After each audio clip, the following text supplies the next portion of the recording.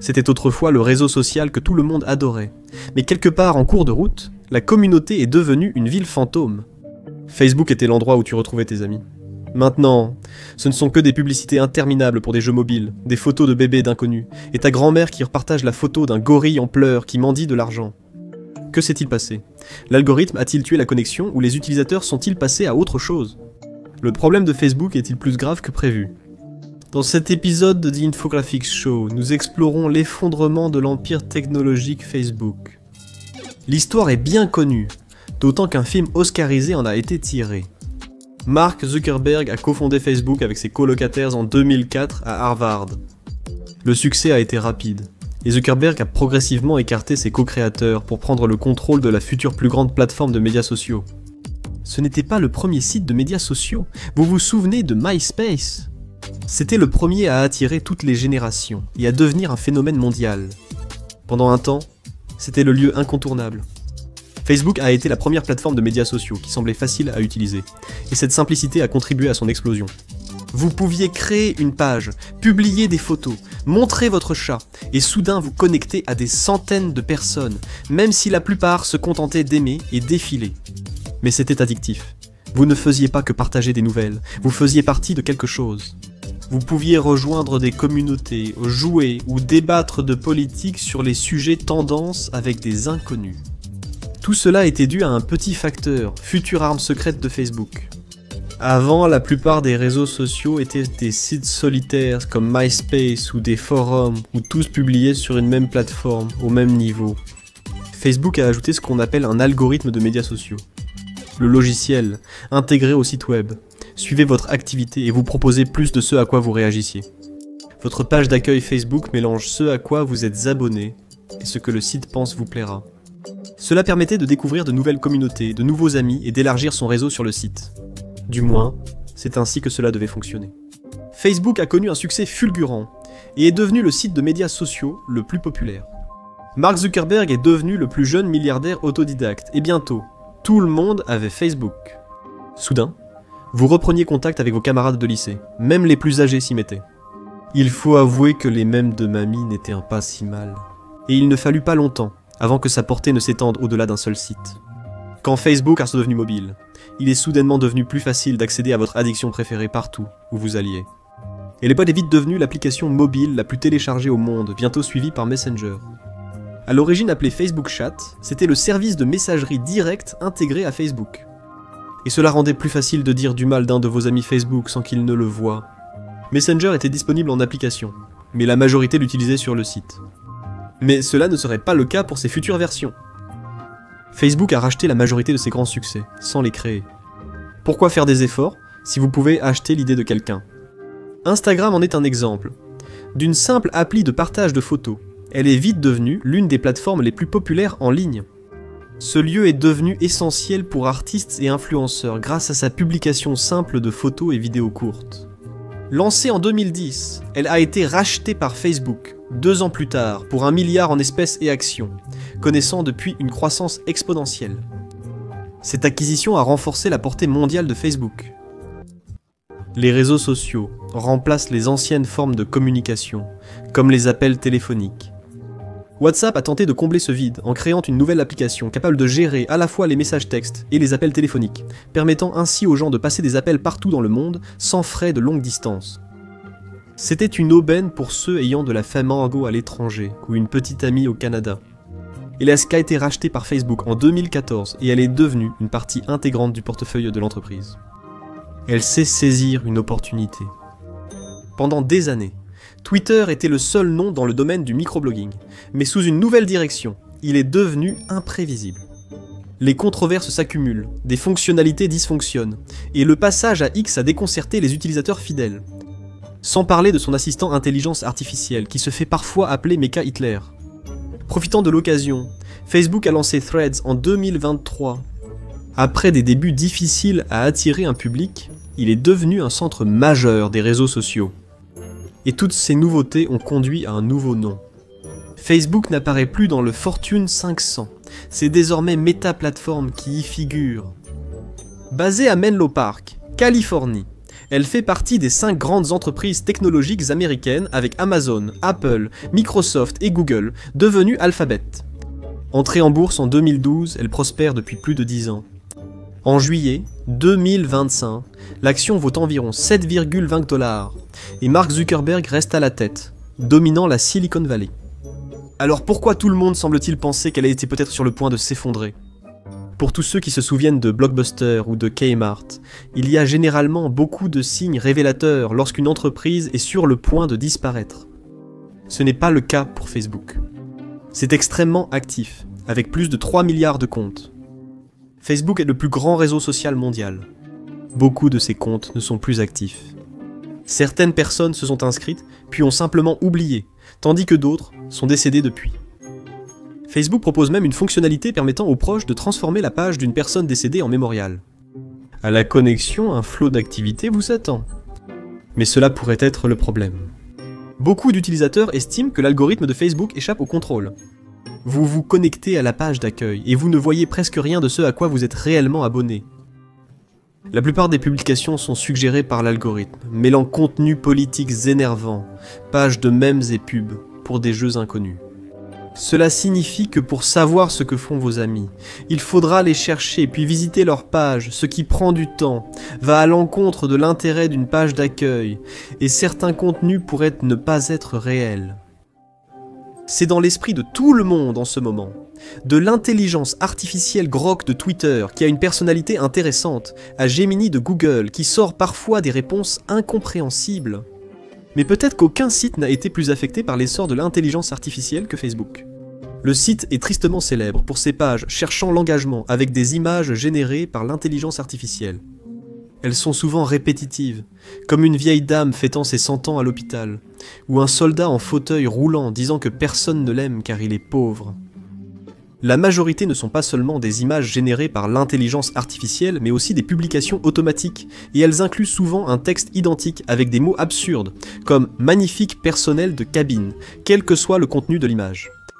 Peu importe combien le faux est évident, certains se laisseront tromper. Vous trouverez toujours un tas de gens qui souhaitent un joyeux anniversaire à cette même vieille dame. Alors pourquoi Facebook est-il tellement plus vulnérable à cela ? Facebook compte une population bien plus âgée que la plupart des réseaux sociaux. C'est un excellent endroit pour publier des photos de ses petits-enfants, et Papy a enfin un endroit où tout le monde doit écouter ses opinions. On pense aussi que de nombreux nouveaux comptes sont des bots, ce qui crée des robots répondant à d'autres dans une boucle infinie. Mais au final, il y a une raison pour laquelle les escrocs, utilisant l'intelligence artificielle, dépensent tellement plus sur Facebook que sur n'importe quel autre site. Et tout cela est lié au talon d'Achille du site. Comment les réseaux sociaux gagnent-ils de l'argent ? Cela varie.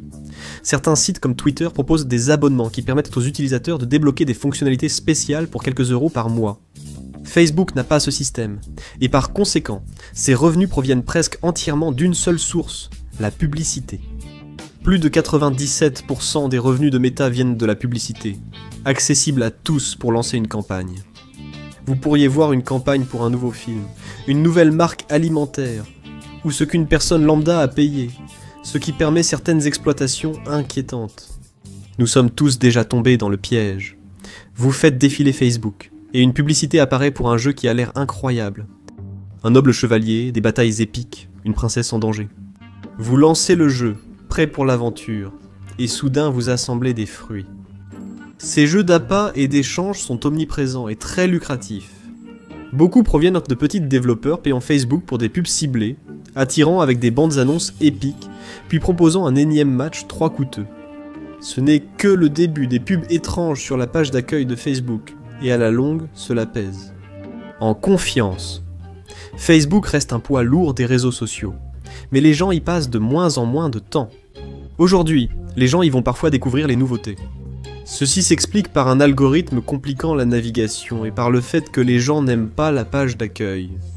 La forte dépendance à la publicité rend la navigation sur la page d'accueil frustrante. Avec des publicités bruyantes à chaque poste et sans alternative de revenus, les meilleurs jours de l'entreprise semblent passés, surtout face à la concurrence. À mesure que de nouveaux sites de médias sociaux font leur apparition, il devient de plus en plus difficile de capter l'attention des gens. Facebook aurait toujours plus d'1 milliard d'utilisateurs actifs, mais il perd de l'élan, car les gens doutent que ce soit la meilleure plateforme pour eux. Ceci a surtout touché les petites entreprises. Une page Facebook était autrefois l'un des meilleurs endroits pour faire la publicité de votre produit, à la fois avec des campagnes payantes et une page Facebook gratuite, où vous pouviez publier des mises à jour et des photos. Mais de plus en plus, cela commence à ressembler à une proposition perdante. Facebook perd rapidement des entreprises, et c'est en grande partie la faute de la société elle-même. Son algorithme est tellement agressif qu'on estime que moins de 5% des personnes qui aiment une page verront ces mises à jour sur leur page d'accueil. Pour augmenter ses chances, il faut débourser de l'argent pour une campagne publicitaire, et ces prix peuvent vite grimper chaque mois. L'algorithme privilégie les marques qui perdent davantage, ce qui peut éclipser les petites entreprises. De plus, l'algorithme évolue sans cesse. Ce qui marche un mois peut échouer le suivant, tandis que certains sites deviennent chaque jour plus accueillants. Cela inclut Instagram, qui appartient aussi à Meta, et qui possède également un algorithme de page d'accueil, mais son format axé sur le visuel facilite la réussite des restaurants et des influenceurs. Et pour ceux qui préfèrent une approche plus axée sur l'information, X et son nouveau rival Blue Sky sont tous deux idéaux pour les publications basées sur le texte. Ils proposent aussi une option pour voir seulement le contenu abonné, par ordre chronologique. Pour les marques visant un public jeune et décalé, Tumblr reste une option avec son anonymat et sa communauté capable de rendre les contenus viraux rapidement. Et de plus en plus, il semble que l'algorithme de Facebook ne veuille pas que nous nous entendions. L'algorithme essayait toujours de nous mettre en relation avec des choses, même s'il ne le faisait pas très bien. Mais ces dernières années, un nouveau type de contenu est entré en jeu, et cela devient écrasant. De nombreux utilisateurs signalent que lors de la connexion, ils voient sauter des publications politiques agressives, contrairement à leurs préférences. Donc naturellement, ils réagissent en réprimandant la personne qui a publié, puis l'algorithme interprète cela comme un signe d'intérêt accru, et ils se retrouvent submergés par du contenu similaire. Cela a amené beaucoup de gens à dire qu'ils quittent le site. Mais croiriez-vous que cela les a amenés à être convoqués devant le Congrès américain ? S'il y a une raison pour laquelle la situation de Facebook a changé, on peut la résumer en un mot, la confiance. La confiance est l'atout majeur d'une entreprise de médias sociaux, car sans impression d'honnêteté, les utilisateurs quittent vite le site. C'est ce qui arrive au site anciennement appelé X.